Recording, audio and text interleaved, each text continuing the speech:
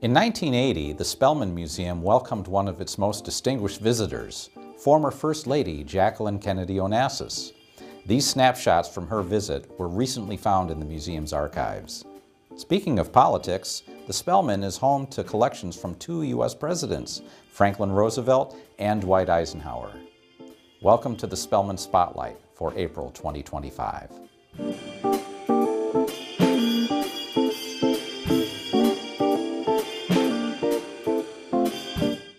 Last month, over 300 visitors packed the museum for the second annual New England Postcard Club show and sale. Vendors came from all over New England and even New York State to participate. The show was a huge success and goes a long way towards reinvigorating the postcard community in and around Greater Boston. The Weston Media Center was there to cover this event. Check out their video on the Media Center website or on YouTube. The Spellman's public programming schedule continues apace, with several events and outreach activities on the calendar. These include a banned books panel discussion on Thursday, April 17th, and our participation in the Northeast Federation of Stamp Clubs Philatelic Show. This show will be held at the Boxborough Regency from April 18th through the 20th. We will also have a booth at the annual Celebrate Weston Community Day in the Weston Town Center on Saturday, May 17th. The museum is also pleased to announce receipt of a grant from the Highland Street Foundation to underwrite a spring break free day on Tuesday, April 22nd. On that day, the museum will be open to the public from 10 a.m. to 5 p.m. Everyone is invited to attend. Wayfinding signage has been updated at the museum's Wellesley Street entrance. Our current logo, designed by our own Spotlight contributor and museum trustee, Heidi Price, was recently added to the Regis College sign to serve as a beacon for visitors coming to the museum. I'm Heidi Price with this month's artifact, the letter opener. These elegant objects are used to carefully unseal envelopes. How did this develop? Well, in the early 1800s, people used something called a paper knife to cut and trim pages of hand-produced books. In those days, volumes were printed on long reams of uncut paper. The invention of the flat-rate postal services in Europe and the U.S.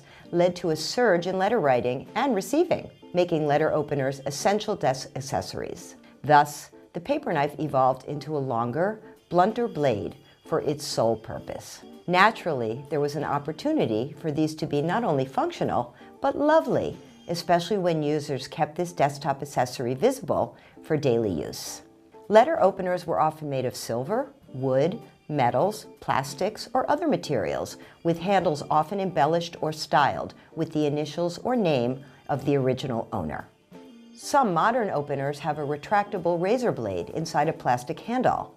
There are also electric versions which use a motor to slide the envelopes across a blade and can open several envelopes at one time. But the blade can slice into the contents of an envelope and damage them. Now, did you know that a letter opener was used in an assassination attempt on Martin Luther King Jr.? On September 20th, 1958, Izola Curry stabbed Martin Luther King Jr. in the chest with a letter opener at a book signing in a Harlem department store. The opener entered just above King's heart, within centimeters of his aorta. NYPD police officers Al Howard and Phil Romano took King in his chair down to an ambulance and took King to the Harlem Hospital, where he was treated by the hospital's trauma surgeons.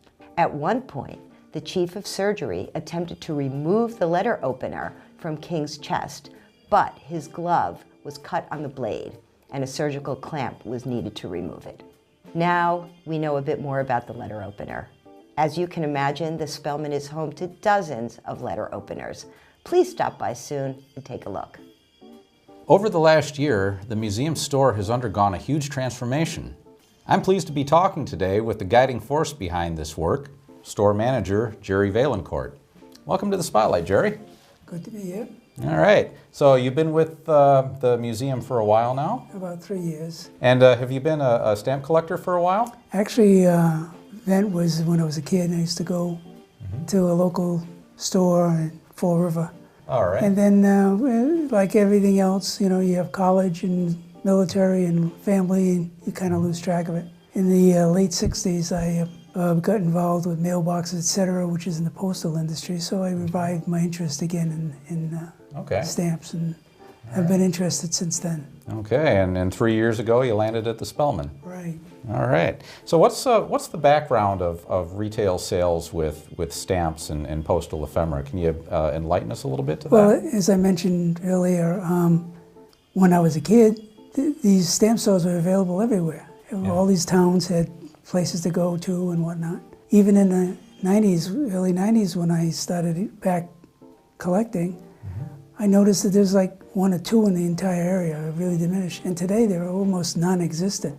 Really? Everything is done online, and a lot is lost because of that. Okay. Well, I know that we've gone through a lot of renovations at the museum site, not only renovating the store itself, but also recently launching our online store. And wondering if you could talk a little bit about some of the changes that have come from that, and what visitors can expect when they come in. Yeah, I mean, besides the physical changes that were made, we re-merchandised the entire store in the last year and a half, and significantly reduced our retail pricing to make it more attractive to the public. I like to think the store as being like a total resource for the stamp collector, for the philatelic society, in that we have stuff readily available to them.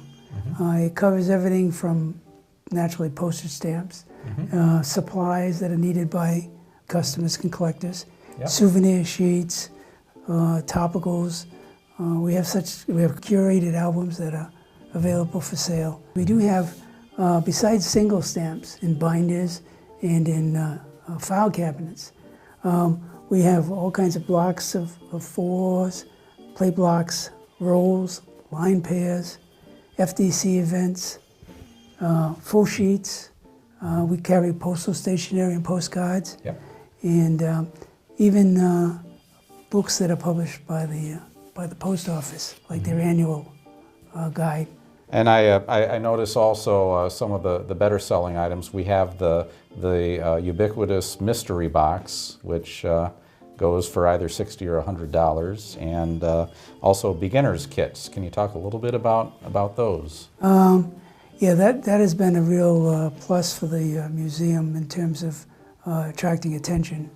I think mystery boxes are probably the best in terms of repeat sales. What goes into a mystery box? There's a little of everything. When things are donated to the museum, we sort through them and decide whether they're something that we might want to resell in the store, something that may be interesting to people, but because of the amount and the variety, we use those items to fill a mystery box. It tries to introduce stamp collecting to the younger generation, which is really lacking. A lot of people say that the hobby is dying, and this is one way to keep it going. I had this idea when I first started at the museum about 1.5 years ago that this was a hobby that was decreasing in popularity, and it just wasn't as strong as it used to be. And that may be true in some ways, but I've been really impressed with just how active I see the hobby being at the museum, and people calling in and wanting more information about what we have in the store, what we have in our collections, what exhibits are put up. So that's been very encouraging. You did mention supplies in addition to our stamps. What kind of supplies are we talking about, and does that get a lot of attention? Oh, it's probably one of the most frequently purchased items are our supplies, because if someone needs something real quick, they go online and order it. It may take a while, and they may have to pay for shipping, where they can just swing by the store. Now, supplies are something that we don't get very many donations for, so that's the one area that we actually go out and purchase from vendors and resell. Okay. And because of that, we can't offer the low pricing that we could on other stamps and other materials. Sure. Probably the most popular amounts that sell very quite well, the glassines, Vario pages. We have stock pages, we have blank albums, we have pages to fill the albums with. We sell books like how-to and manuals, and we even have several Spellman publications that we sell. Oh, yeah. We have some monthly specials that you've initiated that have been fairly popular. What was the genesis of those, and can you talk a little bit about what they were? That's probably one of the best parts of my job, is try to figure out how to increase sales. Yeah. And about 6 months ago, we started that process. And to give you an example of how that worked, in November we sold anything that was Christmas related or Hanukkah related or anything to do with the holidays. Yep. At half face value. Okay. And then when people were mailing Christmas cards out, the first few that were picking that up and selling their stamps. Yep. In January, we ran a sale with 20% off everything in the store. Yep. And that was on top of the member volunteer discounts. Mm-hmm. And needless to say, it was quite well received. Well, I know, looking at the numbers from the first quarter, that we are up about double in sales volume where we were from a year ago. And that's a real credit to the work that you've done and the ideas that you brought into the museum and your retail experience. Okay, thank you. Thank you. And this month we have a sale on FTCs, which are going to make us beat the last 2 months' sales. Uh-huh. We're doing real well. Great. And next month will be plate box, 75% of face value. Yeah. All right. So that should generate some traffic as well. Always something to find in the store. Yeah. That's great. All right, anything in closing, Jerry? Well, I'd like to invite everybody to visit the museum. And it's not just for stamp collectors. We do have items in the museum that for the general public, like puzzles and greeting cards, and they can pick up a gift certificate for someone they may know. Yeah. That is a stamp collector. Oh, yeah. And lastly, anybody that comes to the store, there's always a free gift for them. Fantastic. All right. Well, always something to see. That's it. All right. Well, Jerry, thank you so much. I really appreciate your being a part of the museum, and the work that you've done speaks for itself. It's great to have you on board. Right. That's it for April. Have a great month, and we'll see you soon.